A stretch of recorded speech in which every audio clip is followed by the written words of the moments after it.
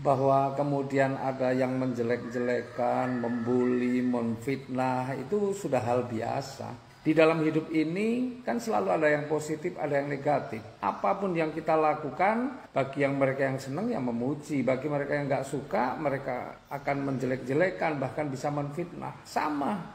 Ya, baru saja kita melalui apa yang namanya Pilpres. Ada 3 kandidat dan 3-tiganya ini adalah putra terbaik bangsa. Tetapi tetap saja yang memfitnah ada, yang membuli ada, yang menjelek-jelekan banyak ya dari setiap kandidat. Jadi biasa bahwa segala sesuatu itu kalau bagi yang suka ya akan memuji, bagi yang nggak suka menjelek-jelekan. Dan termasuk di usaha ini, bahwa usaha yang kita jalankan di komunitas anti riba ini faktanya banyak sekali orang yang berubah kehidupannya, orang yang terbantu kehidupannya, faktanya banyak sekali. Tetapi di balik itu kalau kemudian ada yang menjelek-jelekan ya biasa saja. Bahkan ada sampai yang memfitnah, mengatakan bahwa pencapaian-pencapaian kita ini cuma bohong. Nah itu biarin aja, nggak ada masalah, silahkan orang menilai. Tapi kita memberikan fakta. Kita nggak perlu membantah dengan omongan, tapi kita memberikan fakta. Kalau mereka tidak percaya, silahkan datang di acara-acara pertemuan kita. Acara kita kan terbuka, di mana-mana ada. Acara seminar-seminar kita ada. Datang saja ke sana, buktikan bahwa kita ini bohong. Buktikan bahwa kita ini menipu. Kalau memang bisa membuktikan ya keren. Tapi nanti kalau mereka datang ke acara-acara kita, mereka sudah tidak akan bisa berkata-kata apa-apa lagi. Karena apa? Semua pencapaian-pencapaian itu real. Dia bisa lihat sendiri, dia bisa buktikan sendiri. Jadi biarkan saja orang mau berbicara apa. Kalau bagi saya sendiri sih, ya silahkan saja. Hak-hak mereka untuk bicara, mulut-mulut dia sendiri.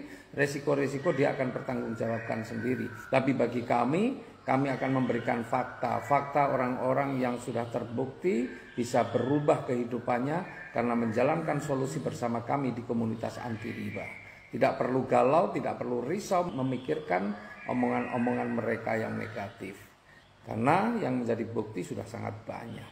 Jadi tinggal Anda sendiri mau memilih yang positif apa yang negatif. Setelan otak Anda akan mengarahkan pada hal yang positif atau hal yang negatif. Meskipun faktanya otak manusia ini akan lebih gampang menerima yang negatif daripada yang positif. Makanya yang namanya ustadz itu selalu ceramah terus ya. Yang namanya kejelekan kan nggak perlu diceramahkan sebenarnya. Yang selalu diceramahkan adalah kebaikan-kebaikan.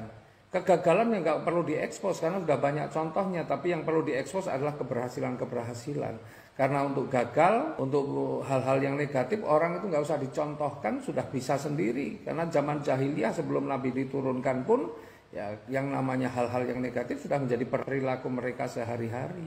Jadi biasa saja, santai saja menghadapi hal-hal yang negatif seperti itu, tidak perlu risau, tidak perlu kemudian kita galau gitu ya. Biasa, memang Tuhan pun menciptakan setan. Setan itu untuk menggoda manusia, menggoda hal-hal yang baik, mengganggu orang-orang yang berbuat baik. Itulah tugas setan. Jadi kalau kita ini gerakan anti riba, pasti ada yang tidak suka. Jadi itu pahami, maklumi. Kita diberikan akal untuk memilih dan memilah. Anda mau memilih yang baik atau Anda mau memilih yang negatif, itu adalah hak Anda dan semua pertanggungjawaban ada pada Anda sendiri.